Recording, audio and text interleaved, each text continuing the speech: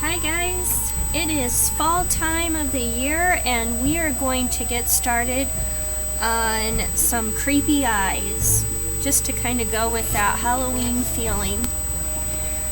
So we're going to make some really detailed eyes. You don't need a very big piece of paper. Mine is only a 9" by 9" piece of paper. And I'm going to start by making a big circle on my paper. Now you can definitely do this by getting something to trace. I'm sure you can find a lid from inside your kitchen to trace. That would work really well. Unfortunately, I'm sitting in the art room and I don't have any lids big enough, so I'm going to show you how I make a really good circle. I start by training my hand. So I'm just going in a circle and my pencil is not touching my paper yet. Once I feel like this is a natural motion and I think I have a good circle here, I'm going to let the pencil touch down on the paper very lightly, and I completed a pretty nice circle here. So this is the outside of my iris, and then I can use something I can trace for the pupil, or you can draw a pupil also. So my pupil is going to end up being mostly black, but I definitely want to put some highlights on it. Now highlights can be just about any shape because it's the reflection of the light. So I think I'm going to have a highlight, make it a little bit bigger. So these areas that I'm calling highlights, I want to leave them really white and clean. So you just decide where you want to put your highlights. It can be just about anywhere on your pupil. I want to work on some details now.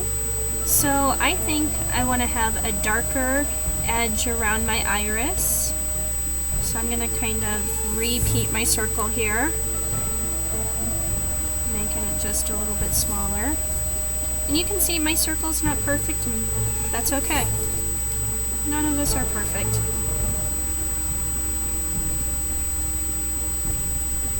Alright, now one of the cool things you can do since you're sitting at home in front of your computers, you can stop the video and you can look at some animal eye pictures, and I will attach some animal eyes to this video too. But I think I want to have some lines coming out of the pupil. Let's see what I want those to look like. Let's see, I think I'm going to have I'm going to give myself some guidelines.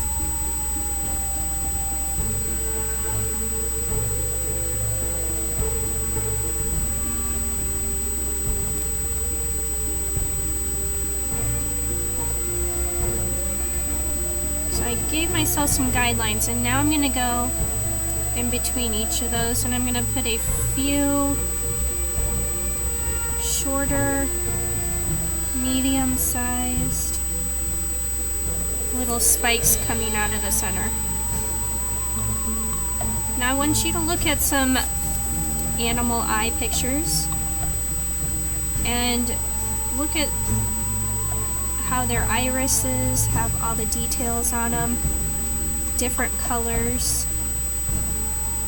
Get creative. Yours does not have to have lines like mine.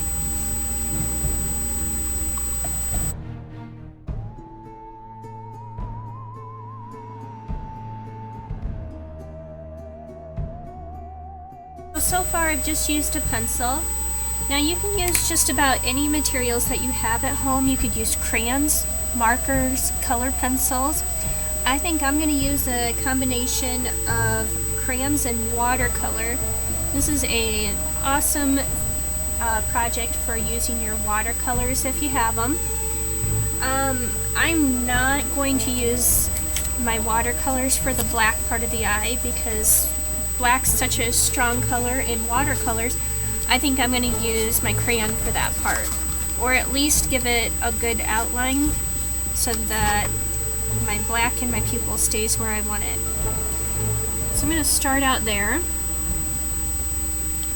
Make sure if you're going to color an area and use watercolor that you give it a nice strong outline Or if you want to keep something nice and white, I could take my white crayon and I could color my highlight just so I know that the black paint isn't going to cover up my highlight.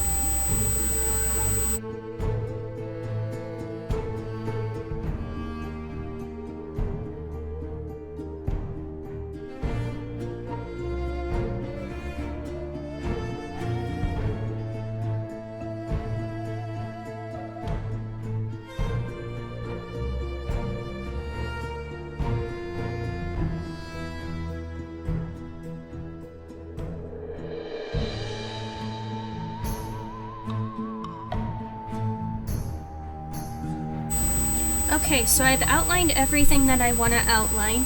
Again, if you don't have watercolors, use something else. You don't have to use crayons either.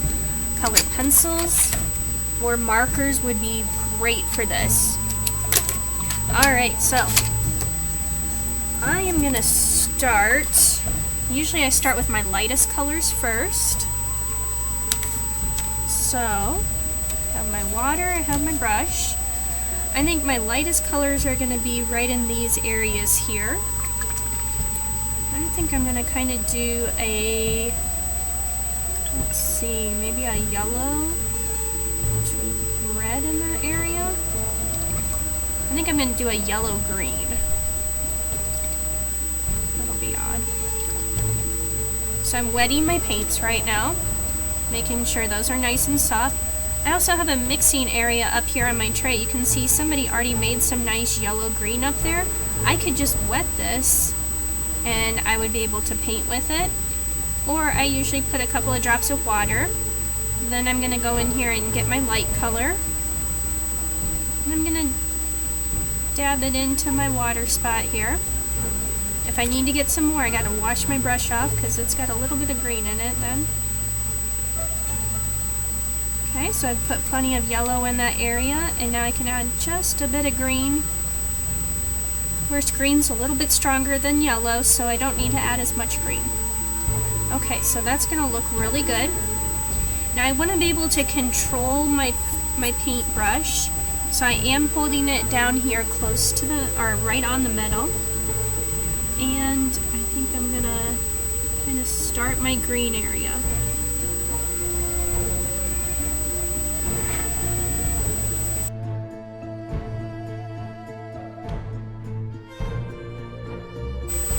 You probably noticed that I started using some yellow also. So the yellow is going to help me transition from the green into the red. Because red and green mixing together, they're opposites on the color wheel, and they would make brown. I don't want to have brown in there. I want it to go from this bright vivid green into the yellow, and then we're going to blend into the red. So I'm kind of working one area. I don't want to let it dry, so I'm getting my green on here.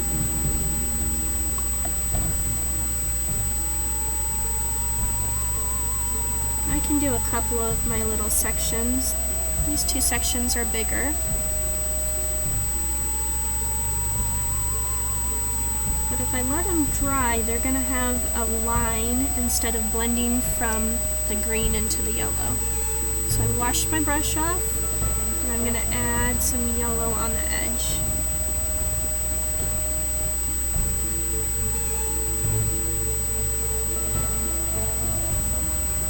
And since my paint's nice and wet, I don't have to work very hard to blend it in the middle. It's just going to blend it right where the two colors are touching. So now I can go into here. I think I'm going to add some red.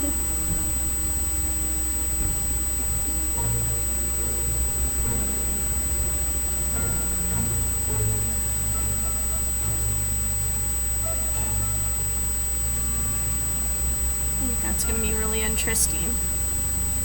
Especially if I do a purple edge on the eye. Maybe a really dark purple. That should be pretty neat.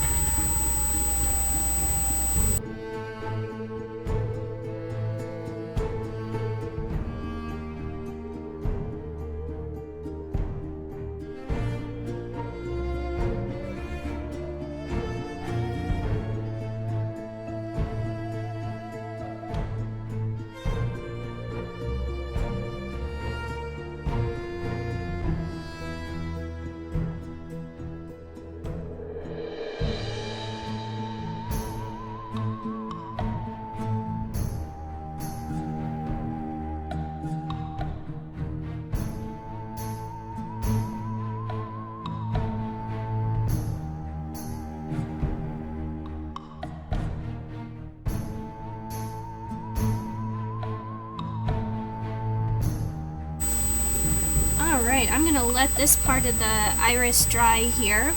And I think while I'm doing that, I'm going to go in here and work on the pupil. I thought it might be kind of interesting to do something other than just black, so I thought I might mix up maybe like a navy blue also. So I'm going to mix up a spot over here. So I've got it wet. I'm going to take some blue.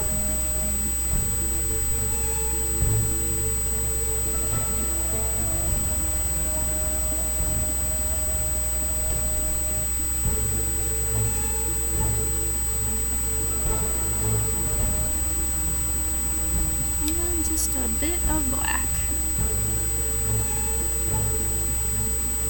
There we go. That's all I needed. That black is so strong.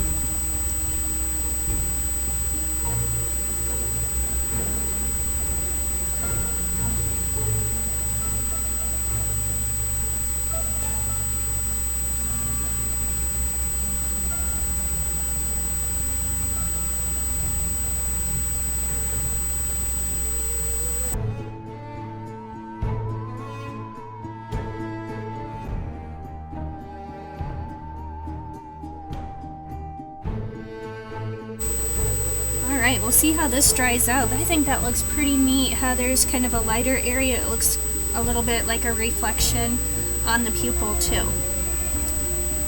So my paint out here is still pretty wet, and I think I can go ahead and start on my edge, and then I'm going to go back, and I think I'm going to be painting this. I don't know, I gotta decide on a color yet.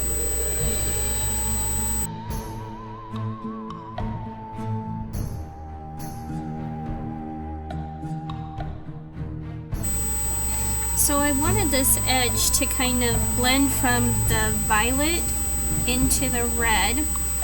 So I'm taking my paintbrush and I'm kind of going along the very edge of the red where I want it to blend, and I'm just refreshing that a little bit, just making it a little bit wetter.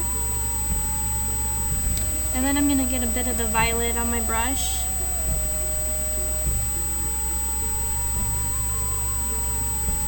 And just having that extra water on there encourages the colors to blend if you want them to blend. If you don't want them to, that's fine.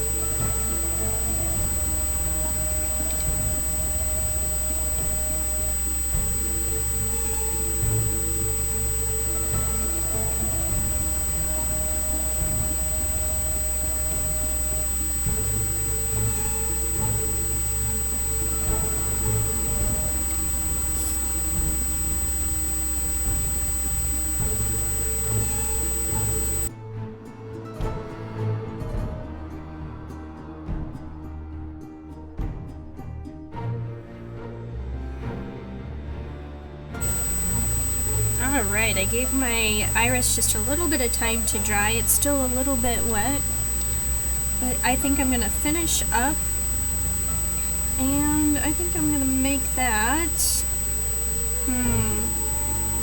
I do blue-green or red-orange? I think I'm going to go with blue-green. So I'm going to make my color up here on my tray again. Just get it wet. Start out with plenty of green.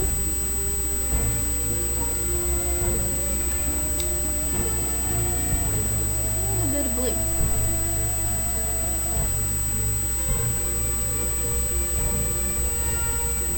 And that'll be a beautiful color.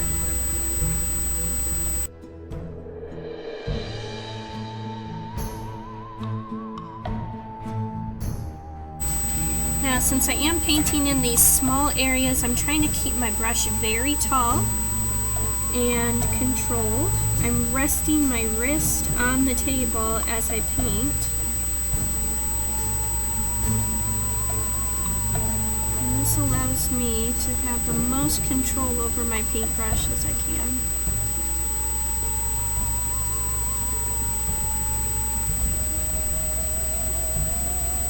So find what works for you.